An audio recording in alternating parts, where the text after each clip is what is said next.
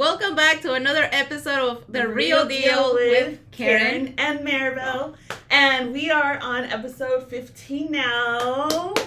Another milestone. And for this one, we brought in our first real estate dad as our guest for episode number 15. Gracias. So this is Jesse. He's in our office and, like we said, real estate dad. So we're going to be getting a whole different point of view today. Thank you, guys. I'm excited. Yay, thank you for coming on and being our first real estate dad. First male. Yes. Hopefully. Yeah, so tell us, Jesse, well, we met you here at the office. How long have you been in the business? So I got in the business in 2019.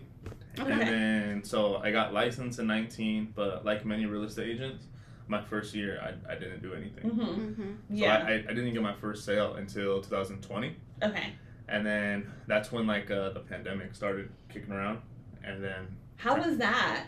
There we go. Let me just point this Yeah. out because I think we have talked about this when we talk about real estate on our first episodes, how this job is tough. Like everybody seems to think like, oh, let me just get my license and start selling homes and start fucking cashing all those checks. Yeah. But it's not. Like it took you, let's say, a year or 8 months to close your first deal. And that's what that's what happens in average. Like that's pretty normal to happen. So, but yes, let's continue. Yeah, no. So you get your license, you're like, yes, I'm gonna do it, I'm excited, and then COVID hits and you're like, oh fuck. Mm-hmm. So it was okay. So like, I was fortunate because I was in the military. Okay. So then I was living off of like my checks because I was going to school at the time too. Oh, nice. So I got my license and I was going to college. And then I was living off my checks I was getting to go to college. Okay. And then the pandemic hit, and then I was like, fuck, I'm like pretty much going into debt to start real estate, right? Like all 2019, I was putting everything on my credit card. Like everything, credit card. And then 2020, that's when I'm like, dang, should I even stay in this business? Should I do something else? And in the meantime, too, sounds crazy, but I got my license, was going to college, and then I got my Class A, too. Oh, so you got your driving license. Yes, so I could drive big rigs. Oh, nice. So I did all that at once. You're like, I'm just going to roll the dice and see whatever sticks. That's exactly what I did. Like, there was no game. Like, it was just like, fuck, just throw something and hope it. But then when 2020 hit, I was like, should I just drive and just give up on my real estate, you know? Right. But then I didn't. And then I just felt like I built a little bit of momentum and been off the races since then. That's awesome. Were you, like, how is it that this idea of going into real estate got in your head? Like, well, we've seen it's a lot, well, not a lot of people, but like Ari, you know, like her family was into this. It's like this is all she's known. But Selena started so young. So yes, and her parents have been entrepreneurs. So it's like, well, you know, they've it's got easy. that like entrepreneur, mindset already. So this is getting deep already. We're only 2 minutes in the podcast. I'm about to cry 5 minutes in. Hey, we're good. It's what Barbara Walters wishes she could do. Okay. I feel good right here. I feel good. 15 episodes of experience. Yeah. So, you know. Safe zone. But so I got in the business because right before I got out of the military, I was diagnosed with stage 1 cancer. Oh my gosh. So, I know that. Yeah, most people don't know it. But right before I got out of the military, I was diagnosed with stage 1 cancer. I got my surgeries. I've been clean ever since. Awesome. Congratulations. This year will be, thank you. This year will be my 6th year clean in remission, you know? That's awesome. So I come from a blue collar household, very hardworking family. And they hate that I say this because I've said this before and they feel disrespected. So I don't want to disrespect more, but I've come from like a traditional Mexican household where like you see your parents busting their ass every day, but they don't get ahead. Yeah, where, like, that's not disrespectful. That's a very common like upbringing amongst all of us as Latinos, Hispanics, like first generation Mexicans. You know, we work hard, but we don't work smart. Yeah. That's what I've noticed. And I feel as passionate as we are, we take everything too personal. So I can see how that could be like disrespectful, like, oh, how dare you say that about me? Yeah. But it at the end of the day, it's facts, it's I mean, yes, I'm thankful that you brought me here and you gave me the life that you did and you taught me all these things. Work ethic and how but to now work that hard, now that I see the like world as an adult, it's like, damn, you guys could have done so much more. Yeah. It's funny because I kind of was having this conversation with my daughter, with Maddie, yesterday actually, because we went to a client's daughter's birthday party. Nice. Like she's been a client for a while, and I've helped her buy and sell. Okay. And so we're friends now. So we're going to her daughter's birthday party, and we're there, and so my daughter's in college, and I have Kelly. She's 13, so she's going into 8th grade. So she's getting ready to mindfully, transition from, junior high, lower level grade to high school. Yeah. And my daughter's telling her, okay, when you get to the bridge, that's the high school that she's going to go to, these are the classes you want to make sure you take so they count for your college credit. Because the high school they go to, you get college credit. So when you get out, you hopefully have an AA already. Yeah. So she's like, do these, take these, blah, blah, blah. And then, so we're talking, I'm like, yeah, Kelly, we're telling you these because I didn't have that guidance in high school of what school to go to or what the steps were to take. So I needed to make sure that I guided my child, my firstborn, what to do based on what I knew. Yeah. And then from there, she's taking her experience of what she's been through and she's going to hand that down to her sister. And I'm like, we want it so it can be better because this is how other cultures, other people, they build up that generational wealth. That's how you've got, because I told the example, I'm like, this is how we're going to be able to have that, that's Maddie's little sister trying to get into this college. For Maddie's going to make those connections first with professors or anyone else so that when her sister comes up, it's like, oh, well, that's Maddie. I'm like, because that's how other people do it. Yeah, and I feel like that's just going back to culture, right? Because I was telling one of my friends, I was like, oh yeah, like I want my daughter to go to public school because I want her to struggle and like see it from the ground up where she's going to school with the ghetto kids. Yeah. like she has to learn to say no. Yeah. But then my friend was like, why not send her to private and she build those connections because when she gets older she's going to have those connections. Right. So I guess it's just there's different thinkings for everything. And then it's true, and it's hard because you do want your child to have that grit because that's kind of what got you here. But then you don't want to feel like, okay, did I set them back and have to make them work too hard? Yeah. So it is hard. It is a little bit, but if you can take them to private, take them to private and have them get those connects right off the bat, and just go take them to the ghetto playground. Yeah. Take them to Mobile. Sorry, Mobile. No. What you do is you go shopping at the Ganaceria Casablanca in Riverside. That's where you go. Hey, it's got a client from Casablanca. Oh my God. Oh God. See, that's what you do. Yeah.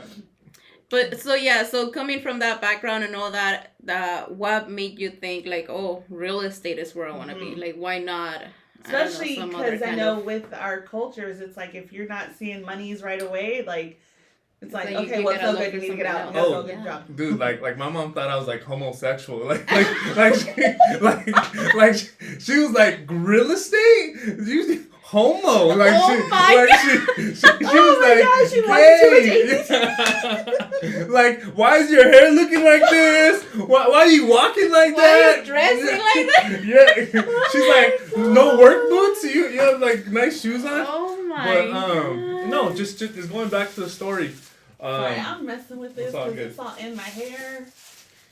There, that's good. See, another thing with culture, like, why do you do the things that you do?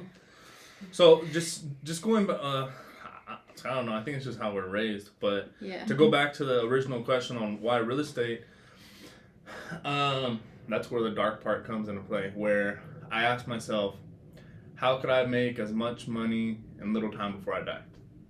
So inside my head. Oh yeah, it's not dark. It's we had a whole episode on how we wanted to be buried. Yeah. So we talked.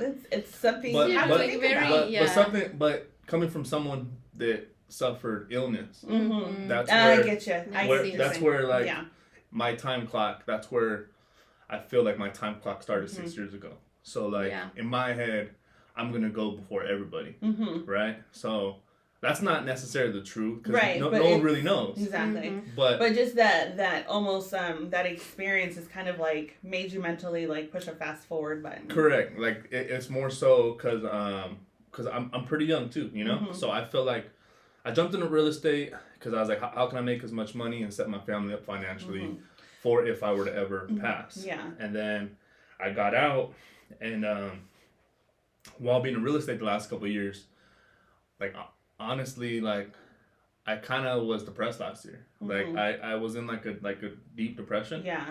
And it's weird because it's like it sounds so weird for a guy to say that, you know? Like it sounds like not. I feel like I shouldn't even be saying that, right? But just to educate the viewers, where it's like, of course. I felt like I was in a depression because the real estate market took a turn. Last year was my 5-year technically for cancer free, and that's a big step for cancer patients. Like that's where people want to go, is like that 5-year mark. Okay. So I got my results. I was clear. The real estate market was bad. I just had a baby. I just got married. We just bought a home, and so okay. Let's just be clear. That what you felt, that is all of that on your plate. How would we expect you to not have those feelings? Like that is absolutely normal. Like if you didn't, be like, what meds are you taking? You're like on happy Prozac to not feel like something. Yeah, because that's a lot.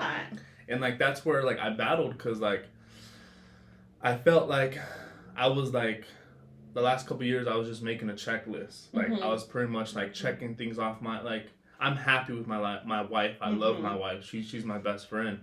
But at the same time, like every year goes by and I feel like I'm just checking things off my checklist before I die. And I feel like that's not healthy for somebody. Yeah. Because it's like last year was like that breaking point where I'm like, I accomplished all this. I'm clean now. Like, what else do you have? Because you've been going off of a checklist instead of maybe like being in the moment to see the big picture so you can make more goals for later. Yes. Gotcha. Yeah.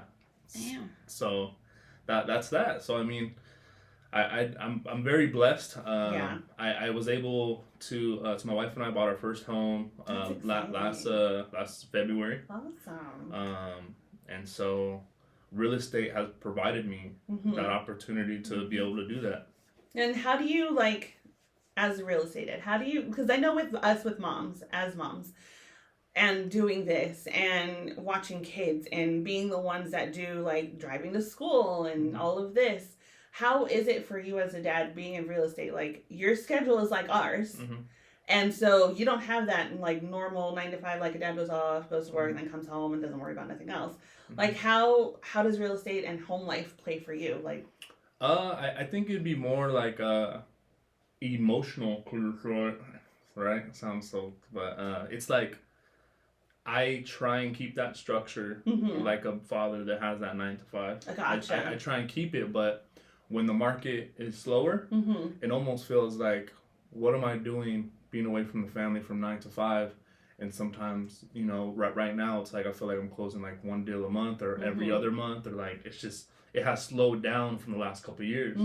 So it's more like that. Is it worth it? Like I'm away from my family, like I'm away from my baby. And I'm very fortunate because both my mother and my wife's mother is really involved in our lives. Oh, that's good. And they both live near us. Oh, nice. So like my wife's mom lives literally like 4 streets over from us, and then my mom lives like 15 minutes away. Now, does your wife work also, or is she full-time stay at home with the baby now? So she was full-time stay at home, and she transitioned to working. Okay. She's a nurse. Oh, nice. So she only has to work 3 days out of the week. Yes, I've heard they have that kind of schedule. Yeah. That's nice.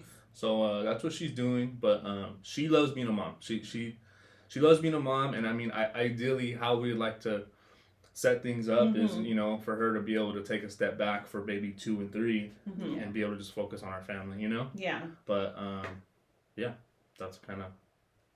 Yeah, that I totally can understand that, because especially when you're like, it's slowing down and probably as the dad, as a man, you feel like I should be the one that's bringing the most income, and it's not, and that what I want is not what's reflecting, like, what am I doing? Like, yeah, I can see how that's totally understandable, but it's totally normal, I think, especially in our industry. What was it that kind of helped you get out of that funk that you were in last year? You know what? I think family, friends, speaking to people, and one of the, I mean, truth, like, making the move to this firm, really. Like, that was one of the key factors on my happiness, is meeting you guys, you know, speaking to you guys. Yeah. but like, besides, you know, like, family, friends, wife, like, I had great support. Like, I wasn't, like, weird or anything, you know, but, like, it was more so just, like, playing mental games. Well, of course. And Jesse, there is nothing weird. Like, everything you go through, like, women go through these things. And I don't think this is what men don't understand, is that us as moms, as women, like, we have these thoughts, like, every month.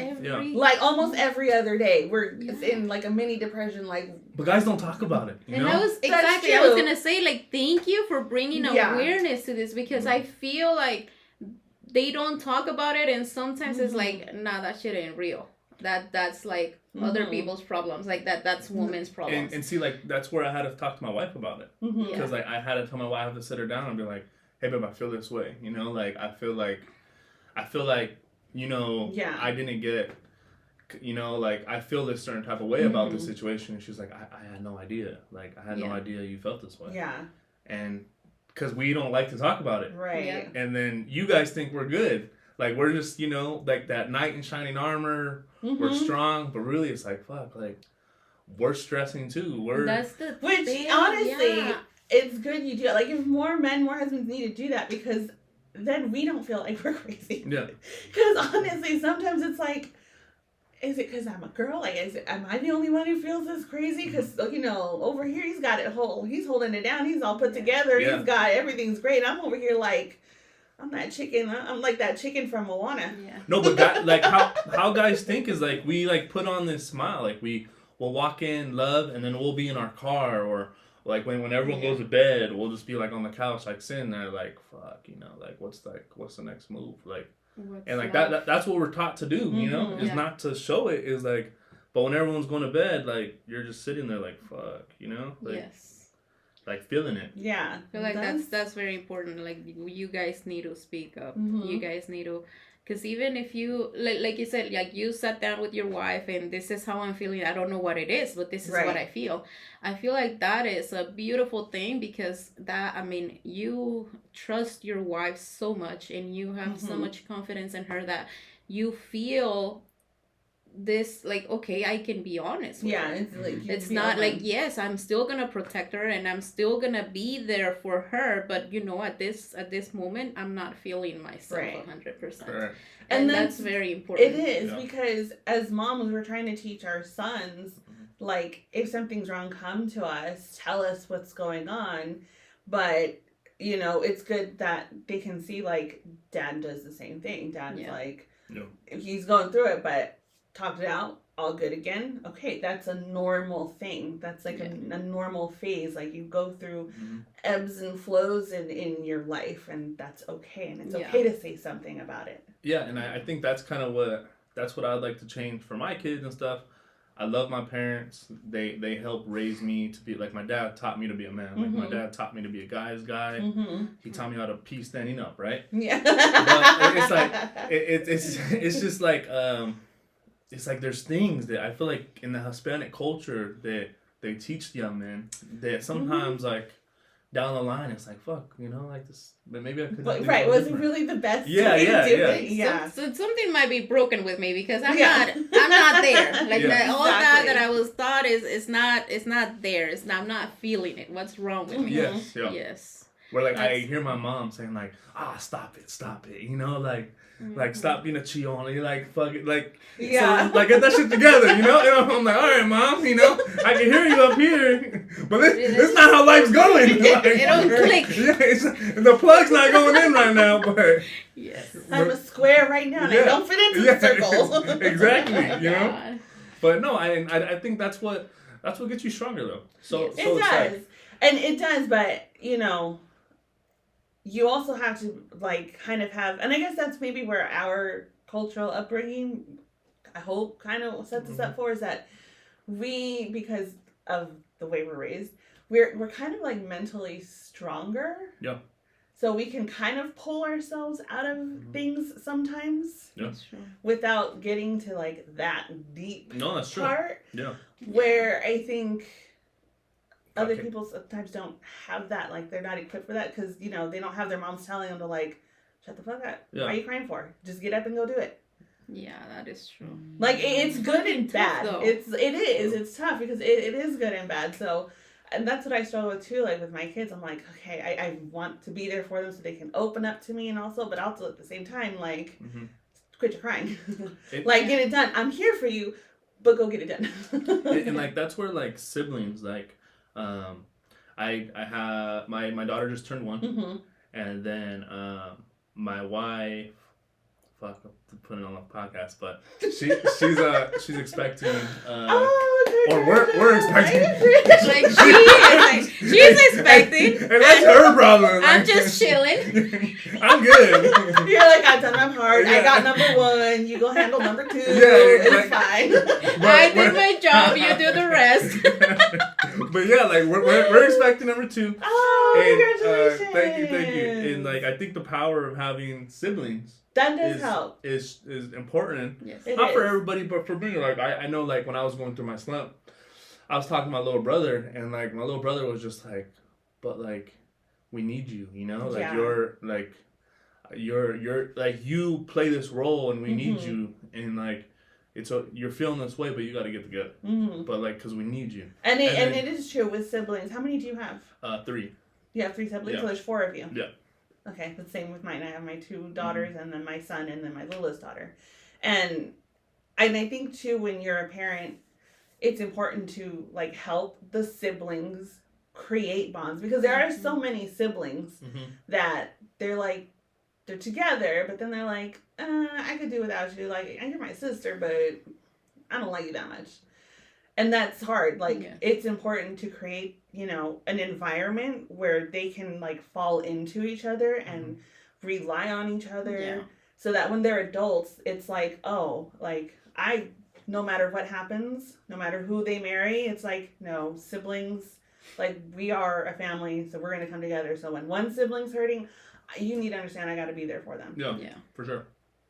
So that's good. That's good that you were able to have your sibling to, like, kind of just get in your head a little, be like, and just, I need you. Yeah. Like, and I think, I know everybody stands, differently on parenting, but like, I'm thankful that my parents made me and my brother always be with each other. That's good. So I have 3 siblings, but I'm closest with one of them. That doesn't mean I don't love the rest of them. Right, but like there's one that they're always like my mom, like my mom and dad always made us go together everywhere. How many years apart are you guys? 5. Oh wow! And most people aren't close with. I was gonna say I feel that I'm not close to my sister because there is a 5-6 year difference. But I guess not. I guess we're just bitches, like to each other. No, but see that's where the whole parenting where like you have to bring your brother. Yeah. So wherever I went, you had to bring your brother. So what's the difference between the 4 of you guys? Yeah, so I'm 27, and then my other brother 25, and then my other brother 22, and then my sister 17. Oh wow! So you had like boys and a girl, and that's crazy. That's so cute. So y'all are definitely like the 3 protectors. Be like, so who's your date? So who are you talking to? It's funny. Who was that boy that I saw you at when I picked you up from school? Yeah. She's probably like, damn, I hate my brothers. Can't do nothing. That's exactly how she feels. Aww. But like now she gets on me because I don't live at the house. Yeah. So I'll try and tell her stuff, and she'll be like, "You don't live here, and you're not my dad." I'm like, "You don't even live here." I'm like, he doesn't even go here. You don't belong here, Jesse. Yeah. I'm like, wow. So you can't tell me shit. You don't even live here. Yeah, exactly. So, she's like, just bring my nieces over, but you go home. And see, like that, and we got, so this is going to sound jacked up, but lots of families are like this. my brother that's younger than me, he's my half brother. Okay. I mean, he's my real brother. Like, I love him, like, right? But he got thrown in the picture later on as a kid. Got it. So I'm sure he even has his own mental battles too, you know? Yeah. But me and my little brother were raised from when we were babies up. Yeah. And then he got thrown into our family at like 13. Gotcha. You know? So the one right after you. Yes. Okay. Mm-hmm. So we're all still close, but he's kind of like I think he's always carried kind of like that black duck mentality. Mm-hmm. Just because he got thrown into our family. Right. My dad got custody of him. Yeah. Stuff like that, right? Mm-hmm. And he's kind of always kind of been like, hey, I'm just gonna do my own thing. But yeah. So I mean, I'm thankful that my mom always made us stay together and stuff like that. Just because I feel like yeah, and it's important that is good because that's what I do with my two oldest ones because there's 7 years between them. Okay. Because she's 13 and my oldest is 20. Okay. So I didn't want when she kind of got into college and kind of starting to split off and do her own thing little by little. I never wanted them to lose that connection together. So yeah, whenever she goes anywhere, be like, don't forget to take your siblings. Yeah. Take your 3 children. Go. Yeah, no, I think that's important though, you know? Yeah. So wherever they go. So now, and I did that so much that even now when she goes somewhere, she's like, Kelly, come with me to the middle one. Yeah. She's like, I don't want to go by myself. Just come with me. And Kelly's like, sure, I'm down. Let's go. Yeah. Shan, what you gonna buy me? But I'm going. Yeah, no, for sure. And like, so that's our bond. I love my siblings. I'll die for my siblings.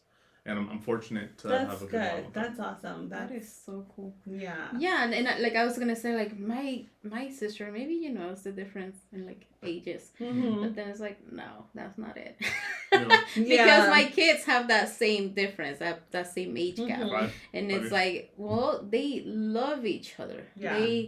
It's so weird to see them like every night, and to me it's weird because I did not grow up like that. Yeah. So every time they go to sleep, it's like my boy would tell Kayla, "Oh, I love you, Kayla. Good night." And it's like, you're a boy, and you're telling you love your sister. Yeah. That is awesome. Yeah. Yeah, there you go, judging the guys again. I mean, I just keep that in my head because it's like, they're my kids. I want them to grow up like this. And this is beautiful. When I see them playing, it's like, man, I would have never thought that, a boy and a girl, the boy being older, would take care of his sister this way. Like, it's just amazing. It really is. That's how Rocco and Natalia are. Because they're only 17 months apart. Okay. So they basically were babies together. Yeah. But they'll play together. They just, if there's no one else, they'll play with each other. And they have each other. Like, they don't need anybody else. They go to, other places. They don't know nobody. They're like, okay, well, it's just you and me. We're good. We're chill. We'll hang out with each other. That's cool. Yeah, that's super cool. Do you want to tell the story how you and I started talking? Yeah, if you want, we can get into it a little. Okay, so check this out. Just because I just want to throw it out there. Karen's one of those people that like she's very standoffish a little bit, and when you first meet her, and then after you're good, she's like all like Really? Yeah. I didn't get that because she slid in my DMs. So I'm sitting right next to Karen, and then I just look at her and I'm going, I forgot how it started, but I said, "Oh, do you like your name, Karen?" And then Karen looked at me and was like, "What?" like she looked at me and was like, "How dare you even talk to me?" Like she's like, "What?" And then I'm like, Karen, like the memes and Instagram, like Karen's, like, and then she was like, "Who the hell is this dude?" I was like, or talk about it from your point of view. Yeah, no, I felt like I think I even told you, like, oh, I saw this new guy. He's sitting at your desk. Oh, and he talked to me. I was like, who are you? You're like, who's this dude talking to me? She's like, they moved you. And they put some guy in your desk. I'm like, tell me how you really feel. I was like, who told this guy that he could talk to me just like that? Like, nobody told him, like, don't talk to Karen. Just wait for Karen to talk to you. Like, no, I don't know what it is. Yes, I'm not, like, very easily like open with people. I'm not. So yes, if you talk to me, I'll talk to you. But sometimes I do throw like some faces. I like my face, it's just like. No, but what were you thinking when I asked you about your name? I think like in my head, I'm a very like vanidosa. Like I'm like I love myself. Like you have no idea how much I love myself. So when you ask me something about like, oh, do you like your hair, or do you, like, I don't know, what's your favorite part about you? It's like everything. What's everything. Everything. Bro, like, why are you even asking that? Yeah. Trust me, I'm learning self-confidence from her. Yeah. She knows I'm very much like questioning myself. I'll be like, is my hair okay? She's like, you look fine. I'm like, are you sure? She's like, yes, you're fine. I'm like, okay, I believe you. Who cares? So when you were like, oh, you like your name Karen, I was like, what's not to like? Like, it's the most beautiful name in the world. But then you were like, oh, the memes, and I'm like, oh, the fucking memes, and I'm like, I was like, sure, I don't. And that's what I got. Like, okay, like, why are you talking to me? Okay. Yeah. But like, I'm the type of person that like I try and start conversations, and like I'm weird because it's like I feel kind of introverted too sometimes. But then when I genuinely feel a connection, I'm like, let me break that, like, let me build something here. Like, and actually, let me just mention this right now. I appreciate you for trying, because that first time, it was like, why are you talking to me? And that was it. And I think the second time I saw you, you were again like, oh, hey, Karen, how are you? And I'm like, why does this guy keep talking to me? Like, what does he want? Yeah. And then, no, but then I was like, want any timeshares. But then I was like, I don't want to buy a house, Jesse. Exactly. Stop talking to me. So I was like, all right, sure. Yeah, no, I'm good, Jesse. Hey, like that was it. And then from there, I felt like, oh, well, like I see this guy every single time I come to the office. Like, might as well ask him, what do you do? How do you, like... Wearing her down. Yeah. And it doesn't take much, It's like, oh, well, like, this guy is interested in knowing about me. Sure, I'll throw him a bone. Like, I'll let him know his things. Who wouldn't want to know more about me? Exactly. It's like, I don't blame him. I mean... I'm great. Yeah. Oh my god, that's too funny. But yeah, I do remember she was like, they sat some guy in your desk. That's crazy. Like they moved you for that to just... Yeah.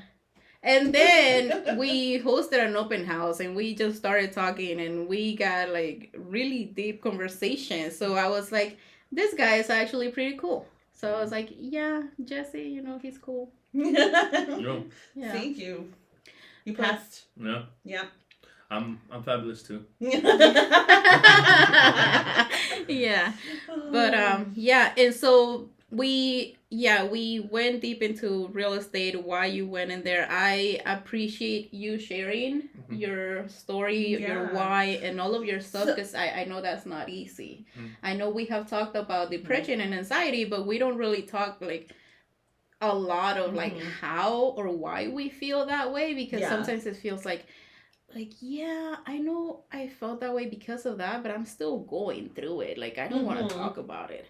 But I appreciate you sharing with us. Like, because we, obviously, a lot of people know, because we're verbal about it as women, that we go through it all the time. But it doesn't take away from the fact that sometimes we feel like, is it really just us? Like, why do guys not feel this way? Like, why is it only just us? Are we really actually crazy like they say they are? Yeah. So, for sure. Some knowing, well, look. I just want to throw it out there. Sometimes. Some are more than men, others. Women. Sometimes, yes, it's legitimate craziness, but sometimes it's because we just can't control that. That's just nature. It just happens. It just happens. We own it. We're used to it. We give each other grace. Slaps you on the face, bro. Sometimes like, why? Like, I was all like on top of the world yesterday. What the fuck is going on today? Yep. And today I woke up and the sun just did not hit me on the good side. It was up here, and then the whole day is bad. Yeah. It happens. But knowing that guys also go through that too, it's helpful, because it's like, okay, it validates what we feel, that the same market, the same type of job stress, the same type of kid stress, like it gets to y'all too, and that's important to know. It's important to share that and just be like, yeah, it's totally normal, it's fine, you're not crazy. Yeah, and I think a big part of that is just talking about it and recognizing it. Because I know that I went through something kind of traumatic when I was a kid. Yeah. And that experience, I kind of blocked it out for the rest of my life.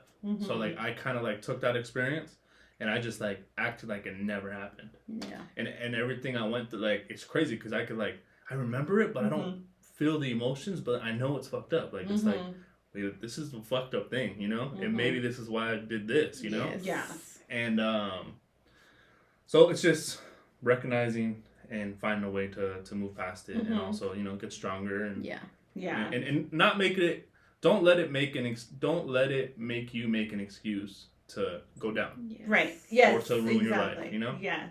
It's like I feel like a lot of people say like we were talking, right, in our culture, like, oh no, like, stop being a chillon, like stop crying about it, like it's all in your head.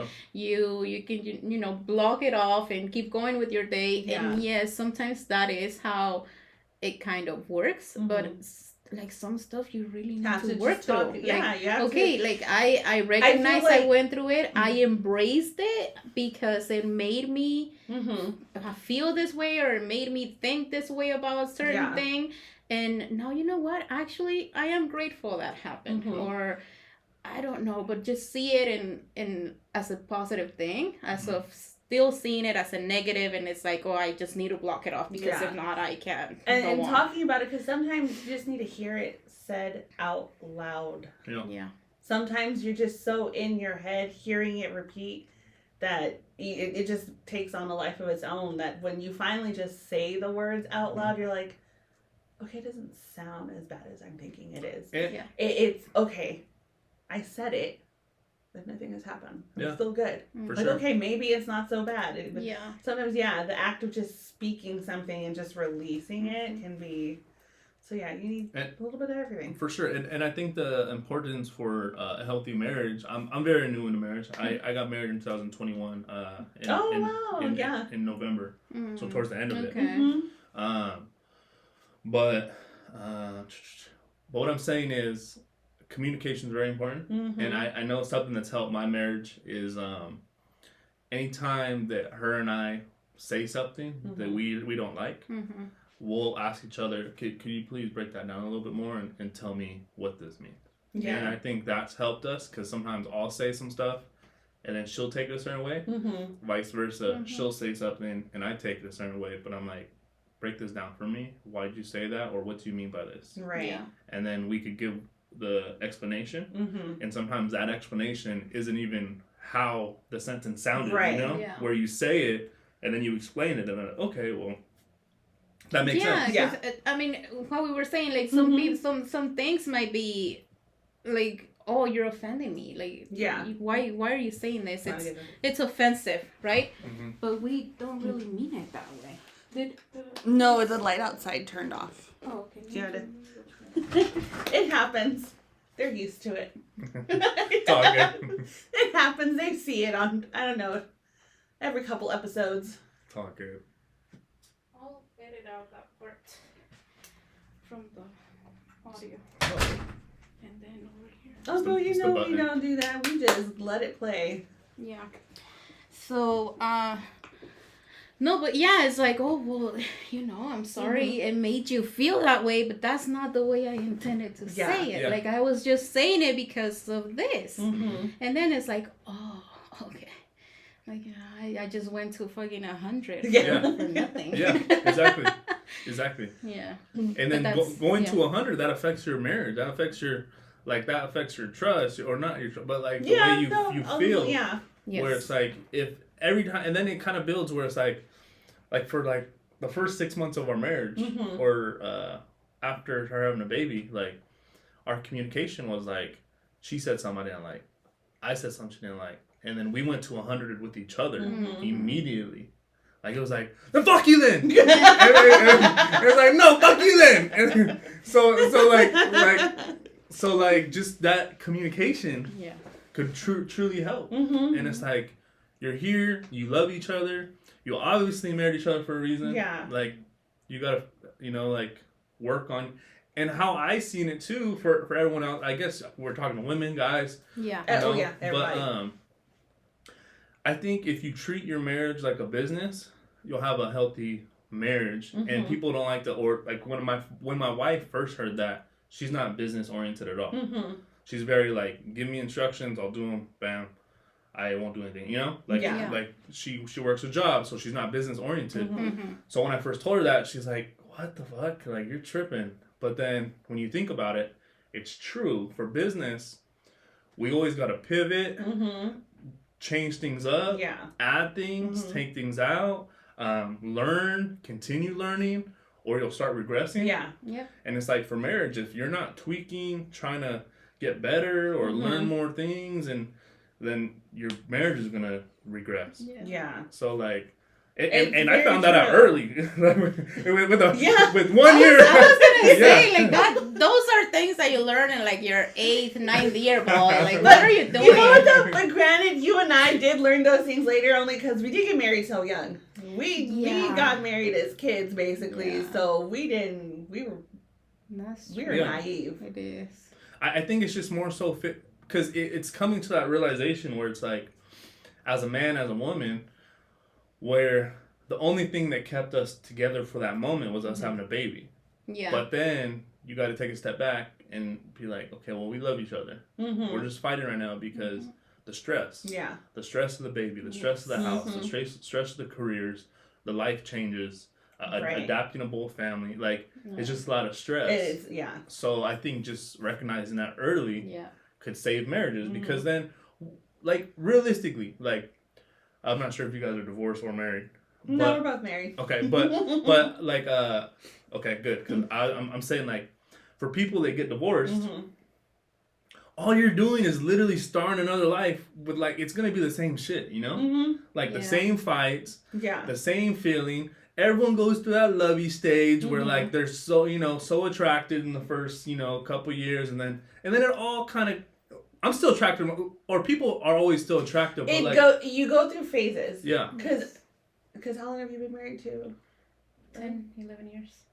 Really? 11 years. But you guys have been together, obviously, since Angel. Yeah. So, and me and Pablo we've been together since 8th grade, and we've been married for 20. So... Same. I've been with my wife since we were 14. Oh, there you go. So you get it. Yeah, because me and my husband have been together since we were 14. And so then, you go through phases always, and still do, and it still happens in seasons. But I will say one thing, he's going to stay with me till he dies. That's for damn sure. No, he ain't never going to get rid of me. But then another thing to mention too is like when you're stuck with a person since you were little, it's really hard like to grow with that person. Yeah, sure. It's like you're growing up yourself and they're growing up at their own pace, and now it's like, are we on the same pace? Like, are we going at the same pace? Do we want the same things out of life? And that's where the communication comes, because I think everybody's gonna have flaws, and everyone's gonna do things that the other person doesn't like. But it's communication and accepting the other person for who they are too. But with there's them growing pains, and there's for sure growing pains. Yeah, because you said you're how old?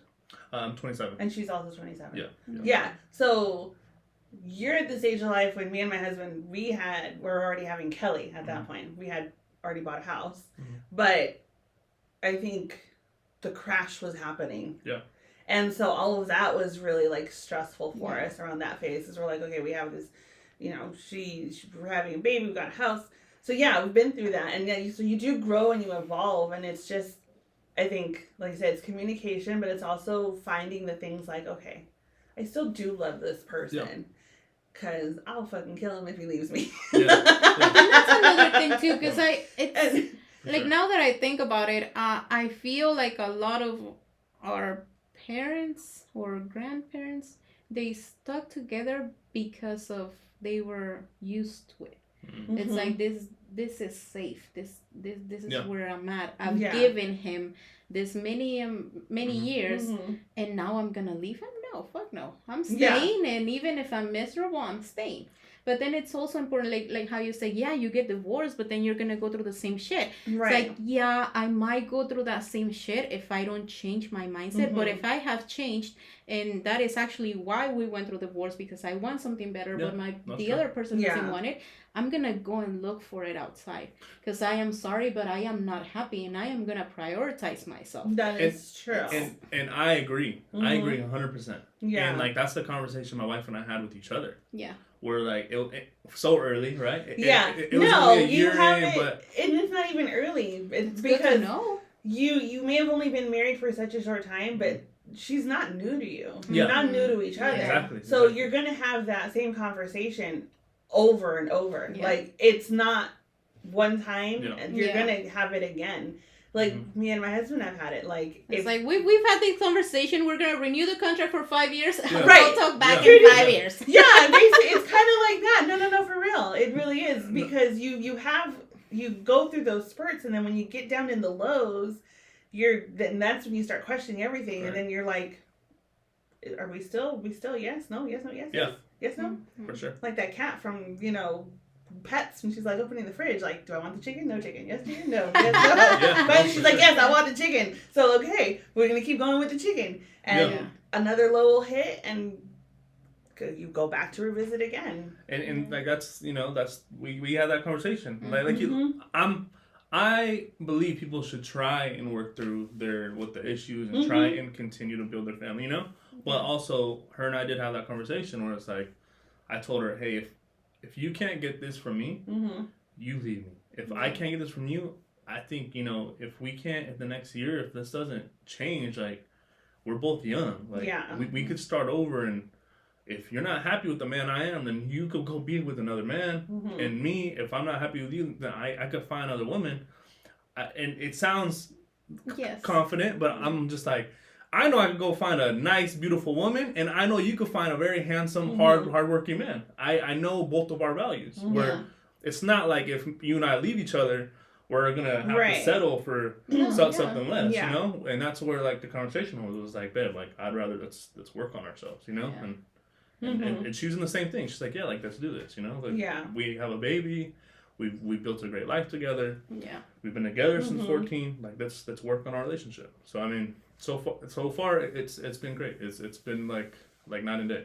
That's good. That's good. From just communicating. And it's kind of cool to hear someone else, because I don't hear a lot of people who are like, oh yeah, I've been with my person since 14 junior high. Like even my daughter's like, oh, well, I'm never gonna meet someone. I'm like, sweetie, don't try to compare or even try to think you'll have a relationship like mine and your dad's. Like we're anomalies. Like there are not people who have been together since they were 14. But I think it's old school though. It's like an old thing. Like I'm 27, but like my parents were 17 when they had me. So like I was raised kind of off those like old school mentality. Yeah. Like I say like I was like I'm a product of like the 90s or like the Last Mohicans, Yeah. Where like you still I still got to experience the stuff that you like my parents got to experience, whereas like all like the technology change, though, like the going out and playing, getting in trouble, and my wife and I have been together. Like we've been together since 14, but not straight since 14. On and off. Yeah. So, which is more me. But, but always gotta be the guy. Always gotta be the guy. I want to say that has changed. I don't want to be a player no more. I'm not a player. I specialize. Exactly. Yeah. That's cool. So yeah, no, I was gonna say like how's that life, how's married life, but we just got into it, and that is fucking cool. Like you've been married for what, like 2 years, let's say, and it's like you've gone through so much like in your marriage. It's like you guys are setting up yourselves for success. Yeah. Like in that aspect, it's amazing. And just to cover, like I feel like being a dad's like one of the best feelings, and for marriages like this is free game right here. But like for marriages, as much as you want to put your baby first or put your kids first, I think it's truly important to put your guys' relationship first too. Although, of course, your kids are always going to be number one, right? Like your kids are always going to be number one, but I think that it's important to focus on the relationship, and then your kids will see that, and they'll be better off because like, my parents are still together, my parents are doing this, and that'll inspire them to find love like that. Yeah, and then but also having like a good, not just seeing them together, but I think also having a healthy relationship. Like, because I know my mom's gonna be like, one day she's gonna fall on these, and she's gonna be like, mira, hija de tu chingada madre. But see, it's because that's what we did. We didn't grow up with that. But the thing is, because, heaven forgive me, I never, and my husband knows this, and we talked about this when we were in high school. I never really wanted to get married. No. I always wanted to just be like, let's just be together. We have kids, whatever, but I just don't want to get married. No. Because of how I saw my mom and dad's relationship. And I was like, if that's what that is to be married, I don't want no part of that. Yeah. And I think what changed my mind was actually seeing my mother-in-law and my father-in-law. Yeah. Totally like an opposite dynamic, totally different. And I was like, okay, I can get on board with this. Yeah. That could be you. Like, we can get on, like, yeah, it's not easy, but just the dynamic of what I saw and growing up with him versus what I just saw the little bit that I was getting to know them. I was like, because even my aunt and uncle, I was like, okay, they would even also kind of like a tip for dad here or there. But that they were like the most in love people. Like, to this day, my aunt, like when my uncle died of cancer, she did the whole full legit 1 year of mourning, didn't move his clothes out of the house, nothing. Like, that's what I'd want. Yeah. Hey, if you see my wife with another man immediately after I'm gone, please key your car, bomb the house, do something. Make sure the baby's out though. So what, Jesse? Don't remember anymore? Yes. I'm sorry. I want you to be sad for a while. I want you to be sad for at least 5 years. Dang, that's too long. No, but so that's kind of what made me change my mind. Obviously, when we had our daughter too, it was like, okay, what are you guys gonna do? Because that was that mentality. Yeah. So I was like, okay, let's just jump in. Let's do it. We're gonna do it. Let's do it. No. Because I'm very much, and you know me, I'm always like should I not? Should I? And that can be at my detriment sometimes. And see, like that's what goes into like upbringing. Where like I know my father's probably gonna watch this, because he's my number one supporter. Yeah. Which I love him for. But from what he was taught, from what he went through, and from what he taught me, is different than what he taught my little brother, my little sister, right? Yeah. And like, seeing things growing up, you think that's the right thing to do, and then when you're growing up, you're doing things that you see or hear, and really like it's like, oh shit, like you have to break these things down the line, right? From the way you talk to people, treat them, like everything, Yeah. So, but yeah. And what I mean by that is like, I guess more so for relationship wise, for like my dad was like, he was like, man, have women buy you clothes, have them buy you games, like have them pay for the date. So daddy's raising a player. Yeah, exactly. Like from the start, like he was like, have one for Wednesday, Friday, Saturday, Sunday. Have one for every day of the week. Have the one you have bring your mom. Like he was just. Your mom's gonna look back and be like, oh. She's a mom. She's a mom. A boy mom. So like she's pretty cool. Okay. She's a total boy mom. Like she's one of those moms that like she's like, boys will be boys. Yeah. Well, with 3 of them, I guess she's got no choice. So again, your poor sister. Yeah. Your poor sister. She's like I wanted to with all these men. Yeah. No, for sure. Like I wanted to piggyback on what you mentioned, because I just noticed that, and I have always like, I want to say like ever since we were like 3-4 years into our marriage, I was like, you know what, like I'm gonna take care of my husband first. Yes, I have my kids and all that, but at the end of the day, I feel they grow up, they leave you, and they do their lives and all that, but who's there is your partner, and who has always been there is your partner. Yeah. So it's like, I'm gonna take care of him, and I'm gonna love him the way that he needs to be loved. And see, like, I think you hit it right there on the head. Yeah. And this is giving a little too much information, but it's important.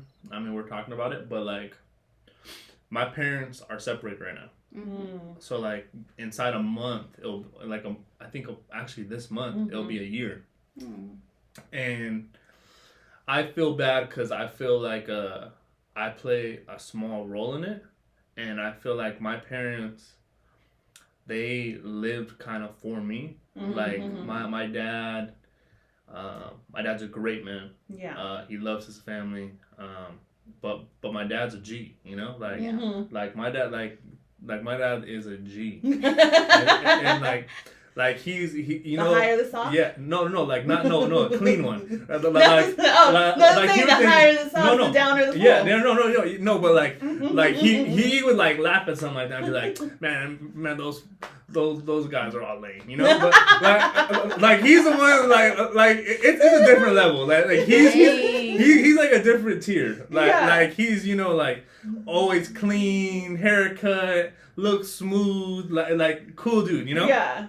But I feel bad because I feel like my parents lived their life for their oldest son, which is me, right? But then as I was not needing them as much, not coming to them as much, following, like, getting coaches, talking to other men, other father-like figures, like... Then it sort of became, like, what's left of us, like, what's our purpose. Correct. Yeah. Got it. And I think I did play a small role. And once, like, I got my own home, I moved out, right? Because I was staying with my family since I got out of the military. So I got out of the military and I was just staying with them until my wife bought our first home last year. So like just little things like that. Like I think like seeing it, like damn, like I think it hit him pretty hard. Like I don't need him the way I did when I was younger. You know? Right, of course. And my dad's a very strong man, but I feel like you have to build. Like you have to build your mind, and you have to do. Like you have to do these things throughout your life. Yeah. To make sure that you're just make sure like your relationship and your wife is good, and that's where I see like, because they put all their effort into their kids, but then they never put effort into their relationship. Right. And then now they're 50 or close to 50, and there's no, Yeah. And I agree. We're gonna need to cut this one and continue in a second part on here. Okay. But I this can go on forever. Yeah. Let me see. No. Sí, la conversación. Oh my God, I can't even speak Spanish today. Está buena today. This is very, and it's informative. Like not a lot of there. See, we should have had our first dad realtor on here a long time ago. Part two. Part two. Yeah. You're on part one watching us. If you're listening, you're on part two.